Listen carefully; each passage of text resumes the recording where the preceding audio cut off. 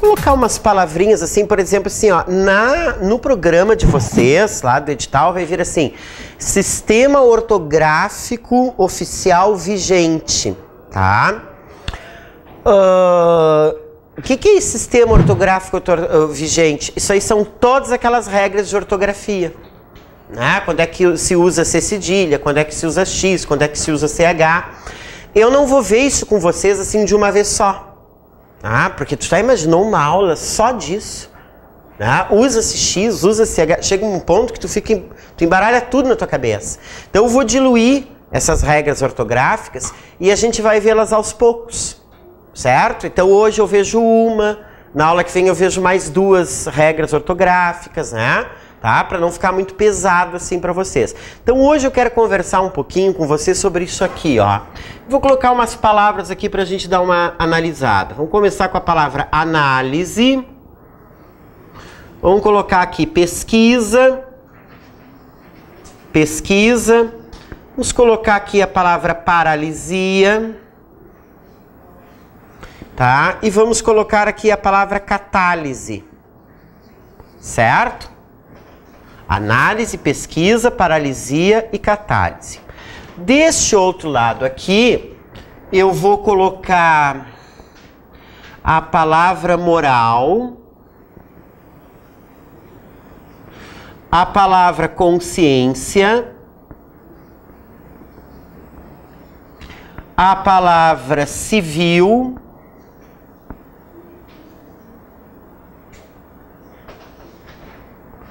moral, consciência, civil. Deixa eu ver aqui o que eu posso colocar mais aqui. E a palavra infantil. Tá bem? Certo? O que eu quero agora aqui, que vocês me ajudem a fazer aqui? Eu quero que vocês me ajudem a formar verbos a partir dessas palavras aqui. Essas palavras aqui são substantivos.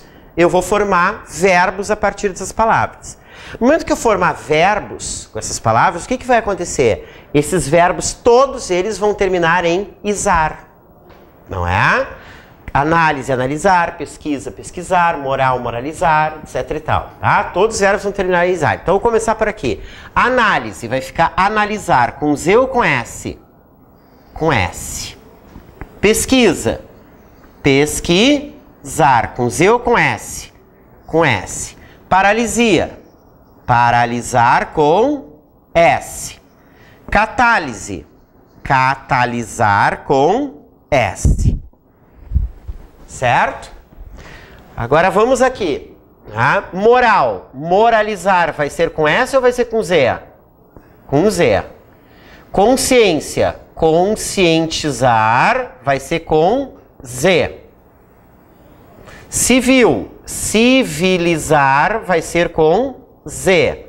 Infantil. Infantilizar vai ser com Z. Tá? A que conclusão nós chegamos? Verbos terminados em izar, quando derivam de palavras que já têm S na sua composição, o verbo, a terminação izar, vai ser com S. Esse S se mantém aqui. Tá? Agora, quando os verbos terminarem em izar e derivarem de uma outra palavra que não tem S na sua composição, a terminação izar vai ser com Z. Tá bem? Então, verbos terminados em izar se derivam de uma palavra que já tem S, o izar vai ser com S. O S se mantém. Verbos terminados em izar, quando derivarem de uma outra palavra que não tenha S, a terminação izar vai ser com Z. Tudo bem até aqui? Sim ou não? Exceções agora. Né? Porque para a boa regra em português ela tem que ter uma exceção. Né? As exceções são muito simples da gente guardar. Basta a gente se lembrar do banco aquele, né? Do HSBC. HSB, só que eu acrescentei um Ezinho que não tem aqui para a gente poder formar a sigla. Então as exceções são HSBC. Tá? Lembrando do banco, tu vais lembrar das exceções aqui. Tá? Quais são as exceções, então? Hipnose, H de hipnose, S de síntese, certo? B de batismo, E de ênfase e C de catequese, certo? Então, hipnose, síntese, batismo, ênfase e catequese. Tá? Por que são exceções? Essas palavras todas aqui são com S. Então, se a gente fosse aplicar a lógica aqui de cima, os verbos derivados, hipnotizar, sintetizar, né, batizar, eles teriam que ser com S também. Não é verdade? Para manter a lógica anterior. Não, mas eles vão ser com Z. Então, olha aqui, ó. Hipnose com S, hipnotizar com Z. Certo? Síntese com S, mas sintetizar é com Z. Batismo, batizar com Z. Ênfase, enfatizar com Z. E catequese, catequizar com Z. Tudo bem? Então, repetindo. Verbos terminados em izar, quando vem de palavras que já têm S, o S se mantém. Quando eles derivam de palavras que não têm S, a terminação izar vai ser com Z, com exceção do HSBC. Certo? Elementos mórficos das palavras, ou morfemas, tá? Nós saímos da fonética, não sei se você se lembra daquele esqueminha que eu coloquei aqui do lado para vocês, da gramática, né? Certo? Nós vimos a primeira parte da gramática, que é a fonética. Na aula que vem a gente dá uma retomada. Eu faço uns exercícios que tem no polígrafo com vocês para a gente retomar, certo? E agora nós estamos passando para a segunda parte da gramática, que é a morfologia. Tá? A morfologia ela vai estudar o quê? A formação das palavras. Quais são os elementos que formam as palavras em português, certo? Então nós temos aí, ó, é o título desse polígrafo que vocês têm aí. Elementos mórficos das palavras. Os elementos mórficos das palavras, que eu posso chamar também de morfemas. Morfemas, elementos mórficos, são tudo a mesma coisa, tá bem? Elementos mórficos das palavras. Como é que se forma uma palavra? Quais são as unidades que formam uma palavra? Tudo bem? Bom, aqui, ó, a gente tem uma... então a gente já tem aqui nesse polígrafo todos os elementos esses que nós vamos ver aqui, tá? Bom, o elemento mais importante de uma palavra, que forma a palavra, é o radical, certo? O principal morfema que nós temos é o radical. O que é o radical? O radical é a parte da palavra que não varia, certo? É a parte da palavra que não muda nunca. Se ele não varia, ele carrega o significado da palavra, certo? Então o radical vai carregar o significado da palavra. Sempre que eu quiser saber o significado de uma palavra, eu vou direto no radical daquela palavra ali que eu vou encontrar o significado. Se ele não varia e se ele carrega o significado da palavra, ele vai ser chamado de morfema lexical. Morfema lexical. Léxico em português é tudo aquilo que diz respeito ao significado de uma palavra, certo? Então, o radical é a parte da palavra que não varia, não muda nunca, por isso carrega o significado da palavra e vai ser chamado de morfema lexical. Tudo bem? Quando pedem numa prova para a gente identificar o radical de uma palavra, eles pedem isso nas provas de português, o que eu tenho que fazer? Eu tenho que formar 3 ou 4 palavras parecidas com aquela ali. A parte que não se alterou é o radical daquela palavra. Então vamos pegar o exemplo que eu coloquei na lâmina para vocês. Por exemplo, eu quero saber qual é o radical da palavra implantado, por exemplo, né? Então o que eu vou fazer? Eu vou formar palavras parecidas com implantado. Eu vou formar a palavra implante. Eu vou formar a palavra plantar. Eu vou formar plantio. Eu vou formar a palavra plantação, plantador, certo? Então, o que que eu fiz? Para descobrir o significado da palavra implantado, eu formei palavras parecidas com implantado, não é? E nessa sequência de palavras aqui, qual foi a parte que não variou, que não mudou nunca, que ficou inalterada? Do P até o T, o plant. Então, esse plant aqui é o meu radical, certo? Então, radical é a parte da palavra que não varia, não muda, como vocês puderam ver aqui, certo? E por isso carrega o significado da palavra. Como é que eu dou um nome? Como é que eu nomeio esse conjunto de palavras aqui? Como é que eu denomino o conjunto de palavras que tem o mesmo radical? Eu digo que isso aqui são palavras cognatas. O que são palavras cognatas? São palavras da mesma família. Por que elas são da mesma família? Porque elas possuem o mesmo radical. E se elas possuem o mesmo radical, elas possuem o mesmo campo semântico. Tá? Então, olha aqui, ó. Eu sei que essas palavras aqui têm a ver com plantar, com enterrar alguma coisa. O que é fazer um implante de um dente? É enterrar o dente. Certo? Tá? Então, isso aqui esse grupo de palavras eu chamo de palavras cognatas. Ou eu posso dizer que isso aqui é simplesmente uma família de palavras. Tá? A FAURGS, por exemplo, ela não fala em palavras cognatas, ela pergunta se tais e tais palavras pertencem à mesma família. Para as palavras pertencerem à mesma família, o que elas precisam ter? O mesmo radical. E além disso, elas precisam pertencer ao mesmo campo semântico. Não basta que elas tenham o mesmo radical.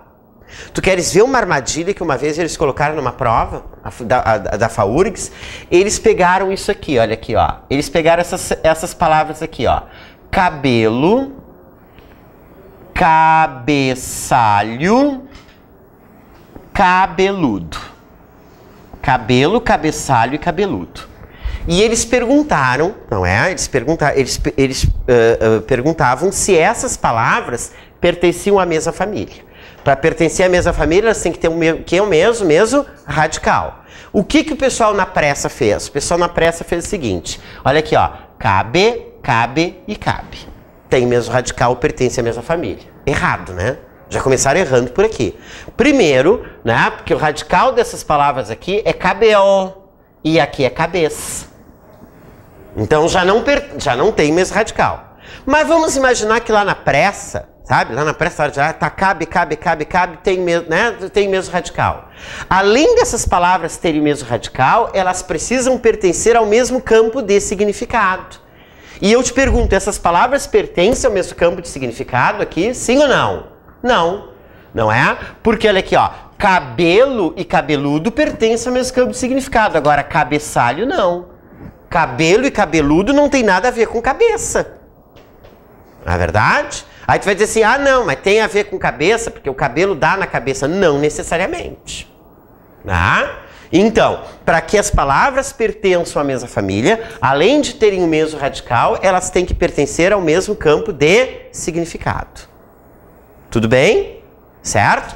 Bom, agora vamos então para outros morfemas que nós temos ali. Então tá aqui, ó, radical é a parte da palavra que não varia. É o radical que irmana as palavras da mesma família, eles transmite uma base de significação. A ele se agregam afixos e desinências. Para identificar o radical de uma palavra, formam-se 2 ou 3 palavras parecidas com ela. A parte que se mantiver invariável é o seu radical, tá? Como eu demonstrei ali para vocês. Tá? Então consideram-se da mesma família palavras que possuem o mesmo radical. Tem um errinho ali, é radical. E que por isso fazem parte do mesmo campo semântico. Então tá ali, ó, dente, outro exemplo ali, ó.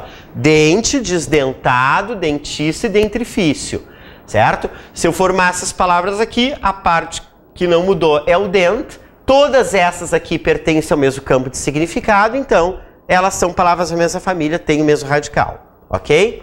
Agora vamos trabalhar aqui a questão dos afixos, certo? Vamos trabalhar a questão dos afixos. Os afixos, eles são elementos que eu acrescento antes ou depois do radical. Então vamos colocar aqui, ó. Os afixos, eles são acrescentados, certo? São morfemas que se acrescentam, são acrescentados, certo? Antes ou depois do radical. antes ou depois do radical. Depois do radical. Certo? Outra coisa que nós precisamos saber aqui sobre os afixos. Eles alteram o significado da palavra. Eles alteram o significado da palavra. Eu não sei se vocês observam que eu posso formar o antônimo de uma palavra acrescentando um prefixo nessa palavra. Não é verdade? Honesto, desonesto. Normal, anormal. Se o acréscimo de afixos altera o significado da palavra, eles também vão ser chamados de morfemas lexicais. De morfemas lexicais. Ok? Tá bem? Os afixos, eles podem ser de dois tipos diferentes. Os afixos, eles podem ser, letra A, prefixos. E letra B, sufixos.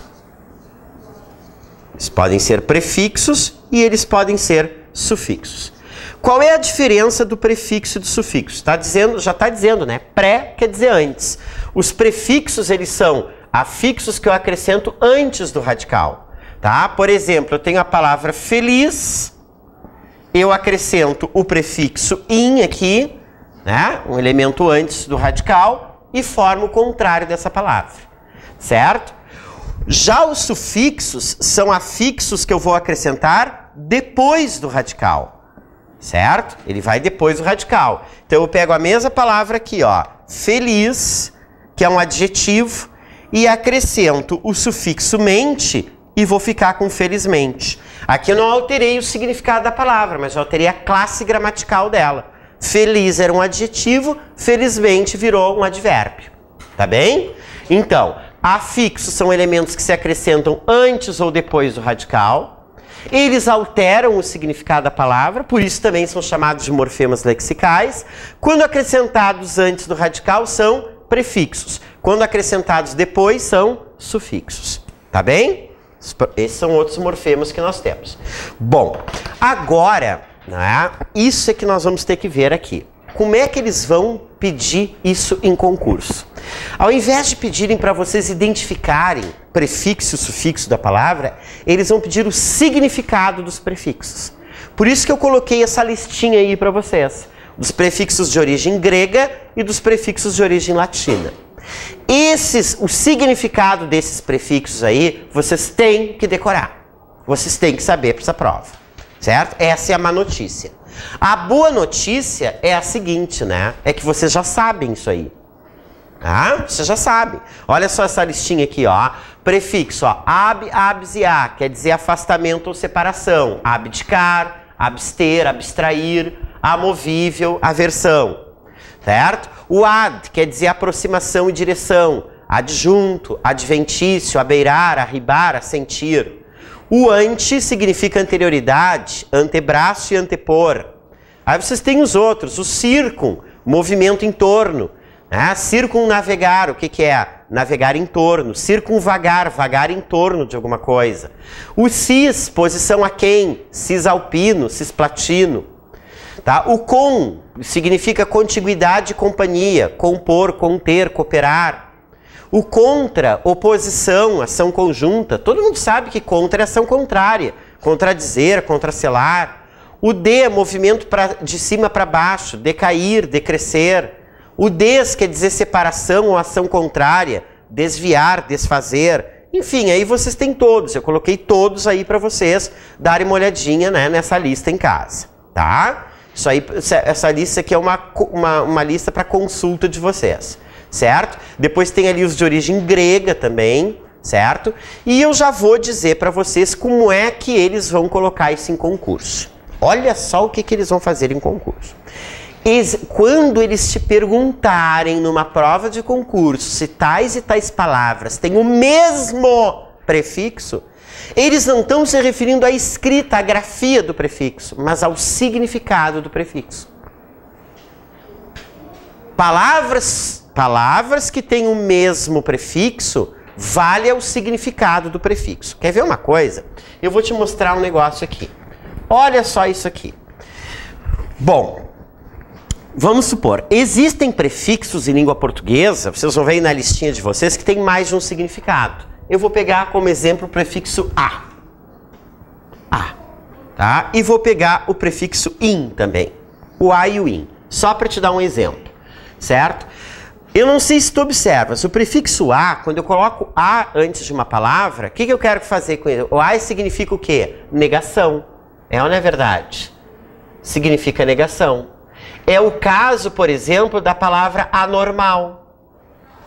O que é uma pessoa anormal? É aquela pessoa que não é normal. Então o a significa negação. Agora o mesmo a que significa negação, ele também pode significar aproximação. É o caso, por exemplo, da palavra ele pode significar assim, então, vou colocar aqui, ó, aproximação. É o caso, por exemplo, da palavra afeminado. Palavra afeminado. Eu te pergunto, este a de anormal, ele tem o mesmo significado desse a de afeminado? O que é um cara afeminado? Não é um cara que não é afeminado, muito pelo contrário, é um cara que tem jeito de mulher, que está próximo da mulher. Então, este a, né, de negação, esse a aqui é de negação, e esse a aqui é um a de aproximação. O significado do prefixo é diferente. Então, se eles te perguntarem numa prova de concurso se as palavras anormal e afeminado têm o mesmo prefixo, tem? Não. Não sei se vocês estão me entendendo, porque o que vale para o concurso não é a grafia do prefixo, não é? Mas o significado do prefixo. Se eles te perguntarem numa prova de concurso se a palavra anormal e se a palavra infeliz, se essas palavras têm o mesmo prefixo, tem ou não tem? Tem. Porque aqui o significado do prefixo é o mesmo. Tá? Cuidado com isso, certo? Vou te dar um outro exemplo aqui, ó. O in, por exemplo. Eu tenho, por exemplo, a palavra insano, certo? E eu tenho o in, por exemplo, da palavra ingerir. Eu te pergunto, essas palavras têm o mesmo prefixo? O significado do prefixo nessas duas palavras é o mesmo? Sim ou não? Aqui esse insano, esse in é um in de quê? De negação, que nem o infeliz. O que é uma pessoa insana? É uma pessoa que não é sã. Certo? Agora olha aqui, ó. Esse in de ingerir. Ingerir é não gerir? Não, muito pelo contrário. Ingerir é colocar para dentro. Então, esse in aqui do insano significa negação. E esse in do ingerir significa movimento para dentro. Então eu te pergunto, essas palavras elas têm o mesmo prefixo? Não. Tá? O que vale é o significado do prefixo. Tá? Agora eu te pergunto aqui, ó. Essas duas palavrinhas aqui, metamorfose. Metamorfose. Certo? E essa aqui, transatlântico. Metamorfose e transatlântico. Transatlântico. Certo? Aqui eu tenho o prefixo meta e aqui eu tenho o prefixo trans. Essas palavras têm o mesmo prefixo? Sim ou não? Sim. Porque os prefixos têm o mesmo significado. Meta quer dizer ir além de. Metamorfose, mudar de forma. Transatlântico, atravessar o Atlântico. Certo? Então, esses meta e esse trans, ambos têm essa ideia de atravessar. Então, são considerados o mesmo prefixo. Tá? Então, numa questão de concurso, cuidado com isso. O que vale não é a grafia do prefixo, mas o significado que ele tem. Tá bem? Bom, assim como os prefixos têm significado, os sufixos também. Então, eu gostaria que vocês dessem uma olhadinha em casa. Não vou ler toda a lista aqui com vocês, porque senão isso vai ficar muito chato. Tá? Mas só para vocês terem esse material à mão. Tá? Por exemplo, vocês não podem ir para uma prova de concurso sem saber o significado de alguns sufixos, certo? O significado de alguns sufixos. Por exemplo, os principais que eles costumam colocar em prova de concurso. O sufixo vel. O sufixo vel. O sufixo vel é um sufixo que forma adjetivos a partir de verbos. Ele forma adjetivos a partir de verbos. Já observaram isso? Olha só, olha aqui, ó. Amar e louvar. Amar e louvar. Amar é verbo, né? Vamos formar um adjetivo derivado desse verbo. Amar, amável. Louvar, louvável. Desprezar, desprezível. Lavar, lavável. Dispensar, dispensável. Certo? Então, tudo que é palavra que tem vel é adjetivo, que foi formado a partir de um verbo. Vocês sabem que o sufixo dade, né? O sufixo dade, ele forma substantivos abstratos a partir de adjetivos. Certo? Então, por exemplo, olha aqui, ó. Vamos pegar assim, ó. Igual e livre, por exemplo. Dois adjetivos. Vamos acrescentar, não é? O sufixo dade aqui. O que vai acontecer? Igual, igualdade. Honesto, honestidade. Livre, liberdade. Difícil, dificuldade. Então, sempre que eu acrescentar um sufixo dade a um adjetivo, né, eu vou formar um substantivo abstrato a partir desse adjetivo. Certo?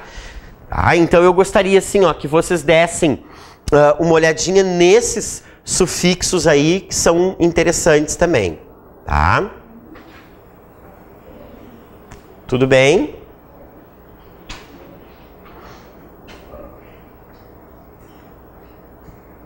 Vamos adiante? Bom, já vimos, então, estamos vendo os elementos mórficos das palavras. Já vimos o radical, já vimos os afixos, que podem ser prefixos e sufixos. E agora vamos dar uma olhadinha nas desinências. Nas desinências, vamos lá. Desinências. Existem gramáticos, certo? Que fazem uma distinção entre desinência e sufixo. Tem outros gramáticos que consideram determinadas desinências como sufixos. Isso não importa, porque a gente vai trabalhar aqui, quando a coisa é muito polêmica, assim, eles não colocam isso em concurso, né, para dizer se é, né? Eu quero saber o significado da desinência, o que ela diz, tá? As desinências, elas são morfemas que são acrescentados depois do radical.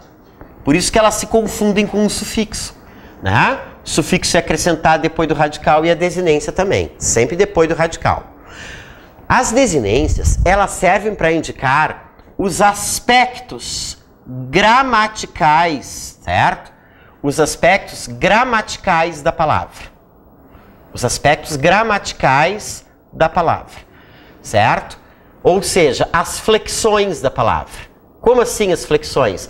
Saber se a palavra está no aumentativo, no diminutivo, no masculino, no feminino, no singular e no plural. Quem vai me indicar isso são as desinências da palavra, certo? E por isso elas são chamadas, as desinências, de morfemas gramaticais. Morfemas gramaticais. Porque a desinência, ela não vai alterar o significado da palavra, tá entendendo? É diferente, né, do prefixo, do sufixo que altera o significado. A desinência não. A desinência só indica as flexões da palavra. Então, as desinências são acrescentadas depois do radical, não alteram seu significado, indicam as flexões da palavra e são chamados de morfemas gramaticais. Certo? As desinências, elas podem ser de dois tipos diferentes. Elas podem ser de dois tipos diferentes. Elas podem ser, letra A, nominais. E elas podem ser, letra B, verbais. Tá? Então existem desinências nominais que acontecem nos nomes, nos substantivos, nos adjetivos, e existem as desinências verbais que vão acontecer somente nos verbos. Tá certo? Vou fazer um parênteses aqui. Eu não sei se vocês se lembram, né? Se vocês já estão entendendo onde é que eu quero chegar com isso tudo aqui. Se vocês se lembram de um exercício de matemática que nós fazíamos lá na 2ª série primária, com a tia Rosa. Né? Tempo da tia Rosa. Tia Rosa, todos nós tivemos uma tia Rosa na vida. Né? Tia Rosa é aquela professora baixinha, gordinha, seios fartos, né? Usava um vestido estampado, abotoado aqui na frente, né? O cabelo preso, assim, os óculos, né? E dizia assim, crianças, né? Vamos fazer... Não sei por que a professora de primário fala tudo assim, né? Elas falam assim, hoje nós vamos fazer um trabalhinho para as mamães. Ela fala todos os R's e os S's, né? Uma coisa meio artificial, assim. Então, na época da tia Rosa lá, ela dava um exercício de matemática que era o seguinte, todos nós já fizemos isso. Ela botava assim, decomponha os números abaixo.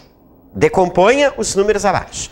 Aí ela botava assim, 1287. Aí a gente coloca assim, uma unidade de milhar, 2 dezenas, não é verdade? 8 dezenas e 7 unidades. Lembra? A gente decompunha um número em algarismos, não era isso? A mesma coisa que a gente faz com um número, a gente pode fazer com uma palavra. Assim como a gente decompõe um número em algarismos, nós podemos decompor uma palavra em morfemas. Eu vou mostrar isso para vocês agora, tá bem? Então olha aqui, já vimos o radical, os afixos que são elementos que formam a palavra. Agora vamos dar uma olhadinha nas desinências, certo? As desinências nominais, para que servem as desinências nominais? As desinências nominais, elas servem para indicar o gênero, o número e o grau ao qual a palavra pertence. Certo? O gênero, o número e o grau dos substantivos e dos adjetivos. Certo? Quais são as duas desinências de gênero que nós temos em português, hein? Quais são? Nós temos o a, que serve para marcar o gênero feminino, e nós temos o o, que serve para marcar o gênero masculino. Tá? Quais são as desinências de número que nós temos? Temos uma só, que é o s, que marca o plural. Quais são as desinências de grau que nós temos? Entre muitas, nós temos basicamente essas duas aqui, ó. O INH, que marca o grau diminutivo, e o ão, que marca o grau aumentativo. É ou não é? Certo? Então, as desinências nominais servem para indicar o gênero, o número e o grau ao qual a palavra pertence. Ok? Então, olha só. Deixa eu colocar uma palavra aqui para vocês. Olha só. Passarinhos. Passarinhos. Certo? Vamos decompor essa palavra em morfemas. Certo? Eu disse que dava para fazer, né? Que a gente decompõe o número. Vamos decompor a palavra em morfemas. Qual é o primeiro morfema que a gente tem que procurar na palavra? O radical. Para isso, eu tenho que formar palavras parecidas com passarinhos. Para descobrir o radical. A parte que não mudar vai ser o radical. Então, vamos lá. Passarinho, pássaro, passaredo, passarada. Passarinho, pássaro, passaredo, passarada. Qual é o radical dessa palavra? Passar. Passar. É a parte que não mudou, que carrega o significado da palavra. Tem até aquele poema do Mário Quintana, não é? Que diz assim, vocês aí que estão atravancando o meu caminho, vocês passarão, e eu passarinho. Ele brinca com isso, né? Dá uma brincadinha com isso aí. Né? Nesse enfoque, o que é o passarinho? O que é o pássaro? Aquele que passa. Passa, voa, passa. Então, passar é o radical. Tá? Carrega o significado da palavra. Depois eu tenho um outro morfema aqui, que é o INH, eu tenho o O e o S.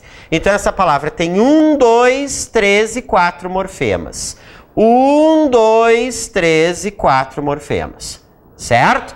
Então vamos lá. Primeiro deles qual é? Tá? O número 1 é o radical.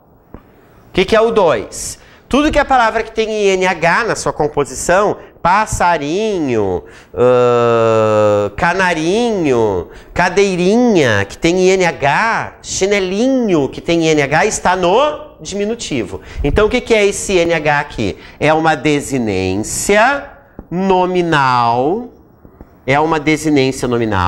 que me indica grau diminutivo.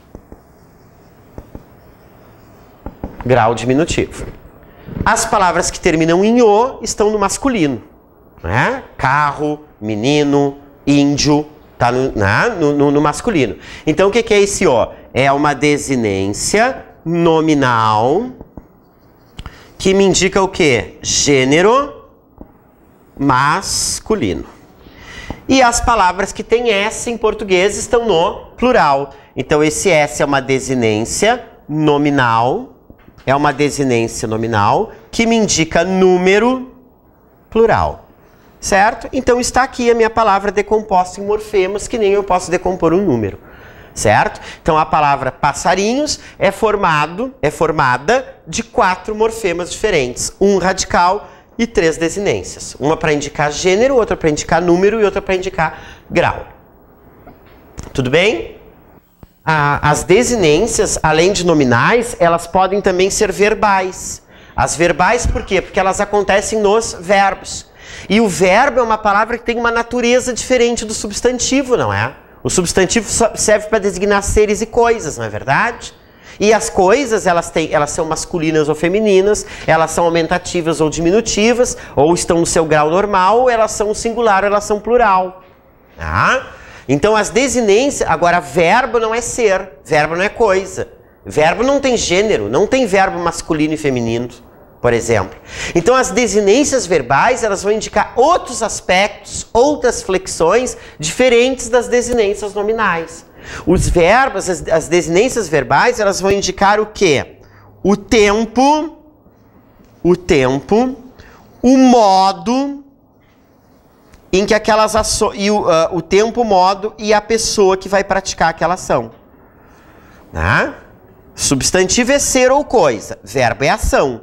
E as ações acontecem num determinado intervalo de tempo, né? Num determinado modo, e são praticadas por alguém, por uma pessoa, certo? Então as desinências verbais vão indicar esses três aspectos aqui, certo? Vão indicar quais são os três tempos verbais que nós temos? O presente, o pretérito, né? E o futuro. Presente, pretérito e futuro. Os modos, quais são os três modos verbais que nós temos? O modo indicativo, o modo subjuntivo e o modo imperativo. Tá bem? Certo? E a pessoa, quais são as pessoas que praticam a ação? Uma ação pode ser indicada pela primeira pessoa, eu ou nós, pela segunda pessoa, tu ou vós, e pela terceira pessoa, ele ou ela. Ele ou eles, do singular ou do plural. Tá? Então as desinências verbais, como o verbo é ação, vou indicar esses aspectos aqui. O tempo, o modo e a pessoa que praticou aquela ação. Tá certo? Então vamos lá. Vamos decompor uma palavra novamente. Vamos pegar o verbo cantaremos. Cantaremos. Certo? Vamos lá. Vamos decompor esse verbo, vamos ver quantos morfemas ele tem. Vamos descobrir o radical do verbo. Como é que se descobre o radical de um verbo? Se conjuga o verbo em todos os tempos e modos e se vê qual é a parte que não mudou, que ficou inalterada. Então, por exemplo, eu canto, tu cantas, ele canta, cantei, cantavas, cantarás, cantaria, enfim. Se eu conjugar esse verbo cantar em tudo que é tempo que é modo, qual é a parte que não vai mudar? O cante, tá? Então aqui está o cante. Depois eu tenho outro morfema que é o a, o ure e o mos. Então, esse verbo cantaremos é formado de 1, 2, 3, 4 morfemas. Vamos colocar aqui 1, 2, 3 e 4 morfemas. Este número 1 aqui é o meu radical. Certo? Foi a parte que não mudou nunca no verbo. Tá bem? Agora, para a gente prosseguir a análise desse verbo, eu tenho que falar para vocês de um outro morfema sobre o qual não falei ainda para vocês. Então, vou interromper um pouquinho aqui para falar desse outro morfema, que é a vogal temática. Vogal temática. O que é essa vogal temática? A vogal temática é uma vogal que vai ligar, a vogal temática, ela liga o radical às desinências. Ela vai ligar o radical às desinências, certo? Para eu não colocar a desinência direto no radical, eu vou usar essa vogal temática como esse elemento de ligação, tá? A vogal temática também, ela indica o quê? A conjugação verbal. Se o verbo é da primeira, da segunda ou da terceira conjugação. Ela indica a conjugação verbal, não é? Quando a vogal temática é o a, o verbo é da primeira conjugação. Lembra disso, né? Quando a vogal temática é o e, o verbo é da segunda conjugação. E quando a vogal temática é o i, o verbo é da terceira conjugação. Por isso que nos diziam lá no colégio que os verbos terminados em ar são da primeira conjugação, em er são da segunda e em ir são da terceira. Tá bem? Certo? Justamente por causa da vogal temática. Aí alguém poderia me perguntar assim, tá, Everson, mas as vogais e os verbos terminados em or, em repor, dispor, compor, né? A que conjugação pertencem? né? Os verbos terminados em or pertencem à primeira, à segunda ou terceira conjugação? A segunda conjugação. Tudo que é verbo terminado em or pertence à segunda conjugação. Por quê? Porque tudo que é verbo terminado em or, um dia já terminou em er, no seu processo evolutivo. Tá? Existe no curso de letras uma disciplina chamada Filologia Românica, que estuda a evolução das palavras no tempo, certo? Quando eu fiz essa disciplina, o nosso professor fez uma coisa muito engraçada com a gente. Ele deu um texto, ali na nossa sala tinha gente que fazia espanhol, fazia italiano, fazia francês, né? E ele deu um texto pra gente, não é? E perguntou pra gente o seguinte, não é? Eu quero que vocês me descubram em que língua esse texto está escrito. Tá? Todo mundo achou aquilo estranho, tá? Ninguém conseguia descobrir, né? A gente estudava latim, né? No curso de tem latim. Não, latim não é. Aí uma que fazia espanhol também não é. Italiano não é. Francês nem pensar. Aí ele deixou a gente meia hora lá quebrando a cabeça. Aí daqui a pouco ele disse assim pra nós: esse texto está escrito em língua portuguesa. Em português do ano de 1200 e poucos. Texto do ano de 1200 e poucos. Só para vocês terem uma ideia de como a língua muda. Como a língua muda. Da gente não conseguir reconhecer um texto escrito na nossa própria língua. Nesse texto aparecia, por exemplo, a palavra ponere. Olha só. Aparecia a palavra ponere. Aí, né, ele explicava a evolução da palavra. Isso é a disciplina de filologia românica. Ponere. Ponere perdeu esse E e ficou o poner. Perdeu o acento também. Depois ela perdeu o N e ela ficou poer. Depois ela perdeu o E e ficou por. Com acento para diferenciar do por, preposição. Então, por, de colocar, já foi ponere. A mesma coisa aconteceu, por exemplo, com a palavra pedem. Pedem para nós é o verbo pedir, mas naquele texto não estava com esse sentido. Pedem, perdeu o M e ficou o pede. Depois perdeu o E e ficou o PE. Já se escreveu assim essa palavra durante muito tempo. Depois houve uma crase desses dois E's e ficou o pé. Por isso que tu vais na pé de cure, porque a palavra cristalizou aqui, onde foi inventada. Tá entendendo? Certo? Então, todos os verbos terminados em or, eles são da segunda conjugação. Por quê? Porque um dia eles já foram terminados em er. Tá? Essa é a questão. Então, a vogal temática, ela liga o radical às desinências e ela indica a conjugação verbal.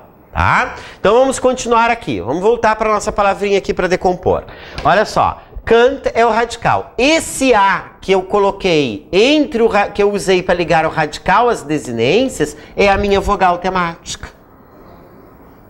É a minha vogal temática.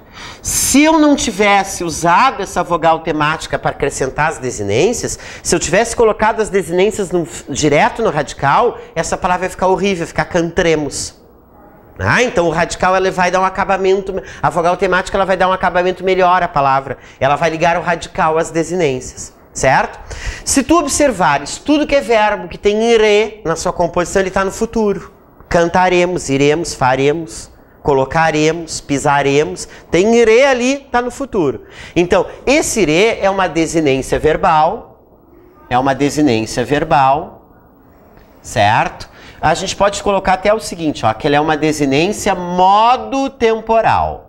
Ela está indicando o modo e o tempo em que esse verbo está, certo? Essa desinência me indica que esse verbo está no futuro do presente, do modo indicativo. Depois nós vamos estudar os verbos, tá?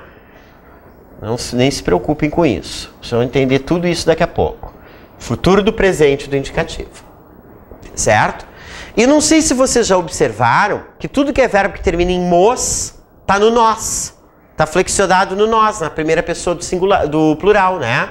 Fomos, éramos, íamos, corríamos, tem mos, está no nós. Nós fomos, nós corremos, nós comemos, certo? Então, esse mos aqui, ele vai ser uma desinência número pessoal. Número pessoal. Ele vai nos indicar que esse verbo, ele está na primeira pessoa do plural, que é o nós. Certo? Então, a palavra cantaremos, ela é formada por 4 morfemas. Um radical, uma vogal temática e 2 desinências verbais, tá? Até porque ele é um verbo mesmo, ok? Vamos adiante aqui. Próximo morfema que nós vamos ter que ver aqui é a consoante de ligação. A consoante de ligação. Então vamos lá. Consoante de ligação. O que é a consoante de ligação? É uma consoante que eu coloco também entre o radical e as desinências para dar um acabamento melhor à palavra. Nesse caso aqui, o papel da consoante de ligação é até parecido com o da vogal temática, né? A vogal temática eu não usei aqui para servir de ponte entre o radical e as desinências. A consoante de ligação é a mesma coisa. Para dar um acabamento melhor à palavra, eu vou entre o radical e as desinências colocar a minha consoante de ligação. As consoantes de ligação mais frequentes que nós temos em língua portuguesa são o L e o Z. Certo? Então vamos lá. Olha só. Cafezinhos. Cafezinhos. Vamos decompor essa palavra em morfemas. Vamos achar o radical. Vamos formar palavras parecidas com cafezinhos. Cafezinho, café, cafezal, cafeteira, cafeteria. Qual é a parte que não muda? Café. Tá? Então tá aqui o meu radical. Aqui eu tenho um morfema, outro morfema e outro morfema. Eu tenho 1, 2, 3, 4, 5 morfemas nessa palavra. 1, 2, 3, 4 e 5 morfemas nessa palavra. Certo? O número 1, café, é o meu radical. A parte da palavra que não varia.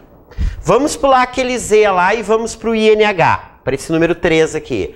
INH a gente já sabe que é uma desinência nominal, não é? Que me indica o quê? Grau, o quê? Diminutivo. Que me indica grau diminutivo. Certo? O que é o O? É uma desinência nominal que me indica gênero, o que é? Masculino. Cafezinho é uma palavra masculina. O S é uma desinência nominal que me indica o que? Número plural. Número plural. E o que é esse Z aí, hein? Esse Z aqui, ó, do cafezinhos, é a minha consoante de ligação. Ela está servindo de ponte entre o radical e essas desinências aqui. Certo? A consoante de ligação não interfere no significado da palavra. Ela só dá um acabamento melhor para a palavra. Ah, quer ver uma coisa? Olha aqui, ó, se eu te pedisse assim, tu me faz um favor, tu me traz um cafeinho? Tu entenderias o que eu quero? Se eu te pedisse um cafeinho, dá para entender ou não dá? Dá. Tu ia pensar que eu sou retardado, mas o cara quer um cafezinho, né? Dá para entender perfeitamente. Então ela não interfere no significado da palavra, né? Ela só dá um acabamento melhor. É a mesma coisa se eu dissesse para vocês, ai gente, quando eu vim para cá, levei uma paulada na cabeça. Uma paulada na cabeça. O que é uma paulada? É uma paulada. Esse L aí está servindo para, não é, juntar o radical ao sufixo. Tá bem? Certo? Uma coisa que eu já vi eles pedirem, antes disso, antes da gente ir adiante, eu quero falar então um pouquinho da vogal de ligação. Assim como eu tenho a consoante de ligação, eu tenho também a vogal de ligação. O papel da vogal de ligação também é bem parecido com o da consoante de ligação. Ele dá um acabamento melhor à palavra. Liga geralmente 2 radicais. Tá? Por exemplo, se eu pegar essa palavra aqui, ó, gasômetro. Vamos decompor essa palavra gasômetro em morfemas. Quantos morfemas tem essa palavra? Eu tenho um aqui que é o gás, eu tenho o e tenho metro. Essa palavra tem 1, 2, 3 morfemas. 1, 2 e 3 morfemas. Gás, o que é? Radical. Metro, o que é? Radical de novo. Tá? Então essa palavra gasômetro, ela é formada por 2 radicais. Ela é uma palavra composta. O que é uma palavra composta? É uma palavra formada por 2 radicais.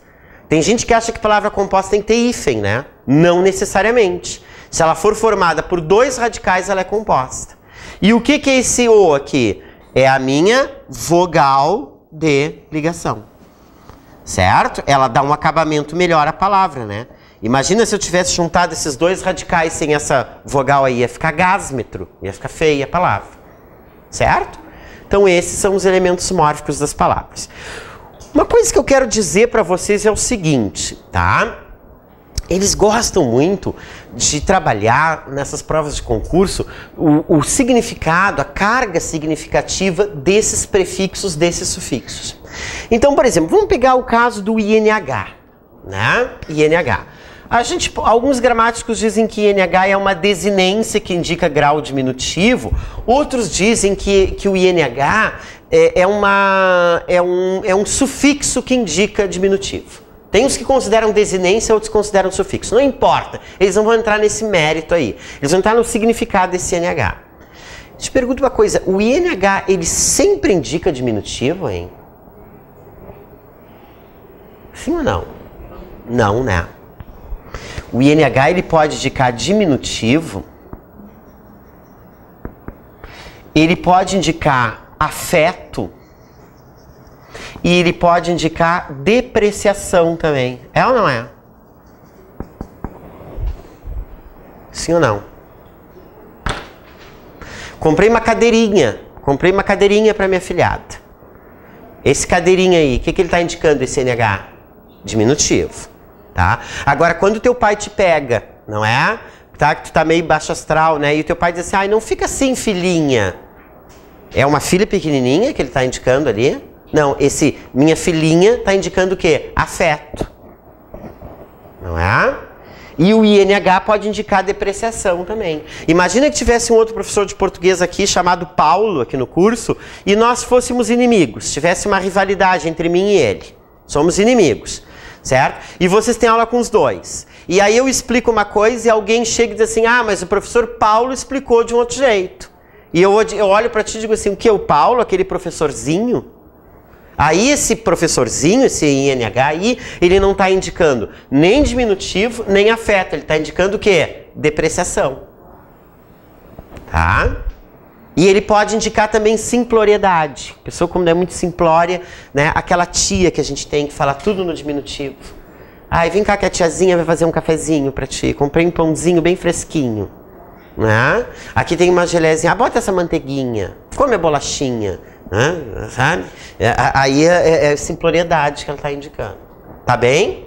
Então ficar muito atento para o significado desses morfemas, desses prefixos, desses sufixos aí. Tá? Foram uns exemplos que eu coloquei na lâmina que vocês têm aí no material de vocês. Tá? Aí tem mais lista de sufixos nominais, certo? Tá? Que dá para vocês darem uma consultadinha em casa. Isso aí não é para decorar, obviamente. Dá uma olhadinha quando tá tomando chimarrão lá, né? Olhadinha. Tá? Aqui estão as desinências que eu já expliquei para vocês. Temática, tá? A vogal, a consoante, ligação. E era isso. Bueno, aqui, ó.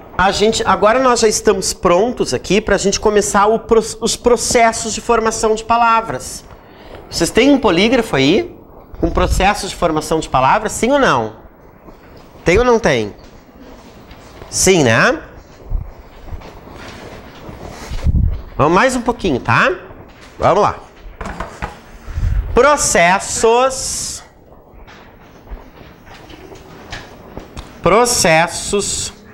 de formação, processos de formação de palavras.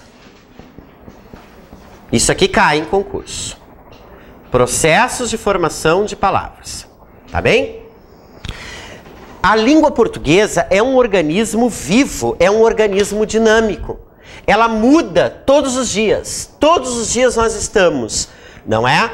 Acrescentando palavras novas na língua ou tirando de uso palavras, né, que nós não queremos mais, ou então atribuindo novos significados a palavras que já existem. Eu me formei em letras em 1987. Eu ganhei de presente de formatura de um tio meu um dicionário Aurélio. Daqueles mais completos que tinha. Ai, quem tinha aquilo era só a minha professora da faculdade. Coitado do meu tio, deve ter pago aquilo em 20 vezes. E eu tinha muito orgulho que era o dicionário mais completo que tinha. Ele tinha 280 mil palavras. Era o dicionário mais completo que tinha, era aquele ali. Depois eu fui comprando outros dicionários. Eu tenho uma parede na minha casa só de dicionário, tudo que é autor. Comprando outros. Aurélio nunca mais eu comprei, porque eu já tinha, etc e tal. Aí esse tempo tô aí na cultura, né? Fui ver, eles expuseram ali num pedestal, assim, a edição mais recente do Aurélio. Eu digo, nem vou olhar, né? Esse aí eu já tenho. Mas aí eu, uma olhadinha, assim, dicionário bonito, as palavras coloridas, dicionário super bem feito, assim, eu adoro um dicionário, né? Me dá uma olhada, fui olhar quantos verbetes, quantas palavras tem o Aurélio hoje. 460 mil palavras. E o meu de 87 tinha 280 mil e era o mais completo. De lá para cá, quantas palavras se formaram no português? Claro, em 87 não tinha informática ainda. Então, no meu dicionário daquela época não tinha a palavra deletar, escanear. Tá entendendo? Com o advento da informática, quantas palavras novas se formaram? Então a língua ela está sempre assim, ela está em processo dinâmico de desenvolvimento sempre. Todos os dias aparecem palavras novas em português. Tá? Isso é incontrolável. Só que essas palavras novas que nós criamos, elas não saem do nada. Não é que eu me levantei hoje de manhã, eu me olhei no espelho e digo assim, eu vou inventar essa palavra.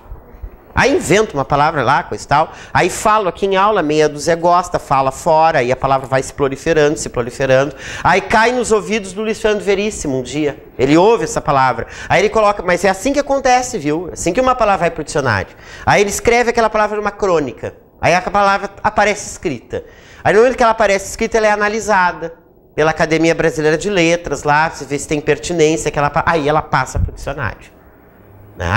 Essas palavras que eu formo, elas não saem do nada. Nós formamos as nossas palavras fazendo combinações infinitas desses morfemas que nós acabamos de estudar. Eu pego um radical daqui, um sufixo daqui, uma desinência de acolá e formo uma palavra nova. Entende? Então as palavras não saem do nada. Elas saem desses morfemas que nós acabamos de estudar. Tá? Então, processos de formação de palavras. Eu tenho dois grandes procedimentos que eu posso usar para formar uma palavra em língua portuguesa. Existem dois processos básicos. Quais são?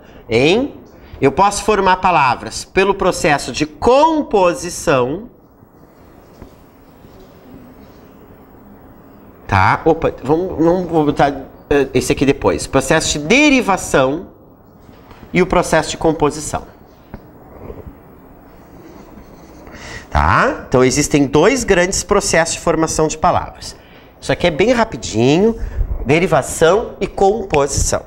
Qual é a diferença da derivação para a composição? Pessoal? O nome já está dizendo.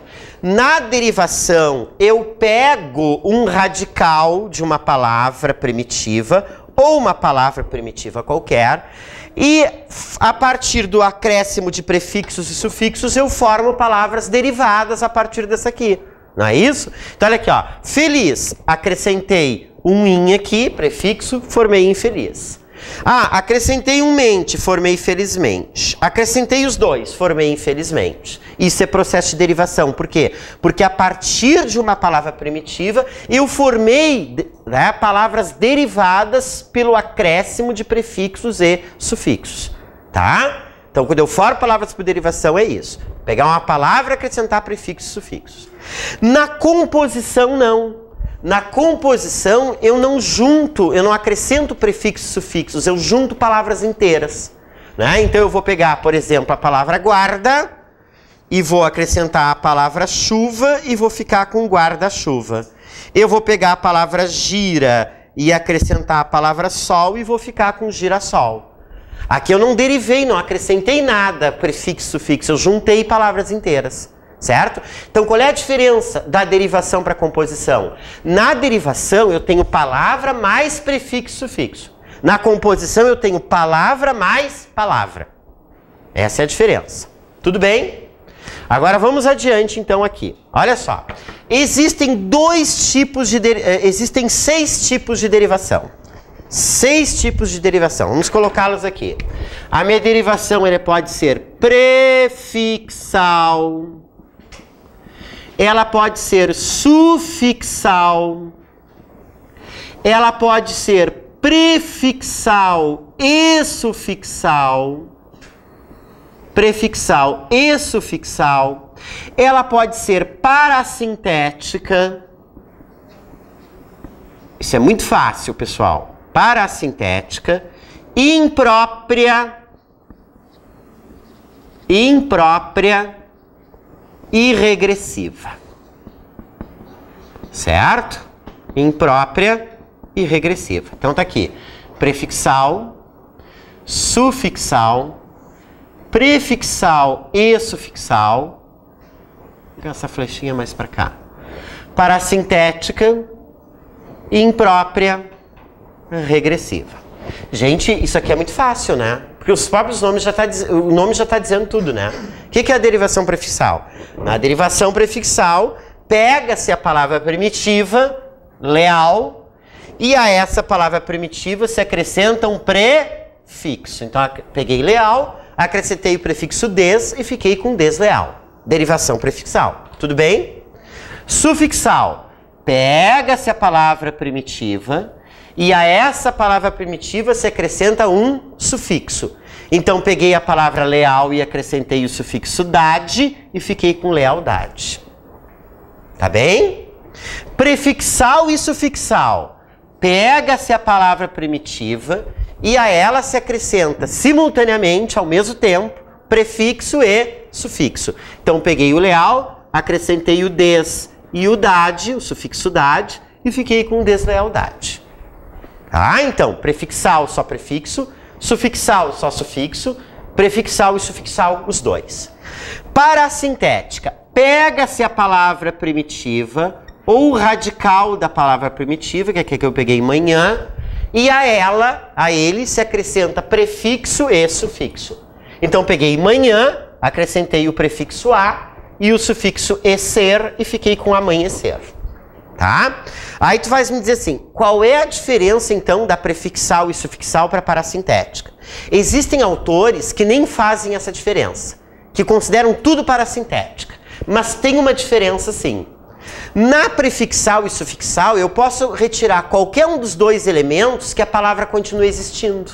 Então olha aqui, ó, esse deslealdade, se eu tirar o des, existe lealdade. Se eu tirar o dade, existe o desleal. Então eu posso retirar qualquer um dos dois.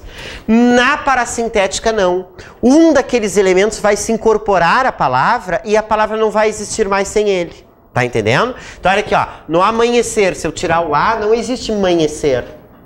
Na palavra ajoelhar, que é parassintética, não é? Não existe palavra ajoelhar. Na palavra desalmado, eu acrescentei o des e o ado na palavra alma. Se eu tirar o des, não existe a palavra almado. Não é? Então, a diferença é que na prefixal e sufixal eu posso retirar qualquer um dos dois e aqui não. Certo?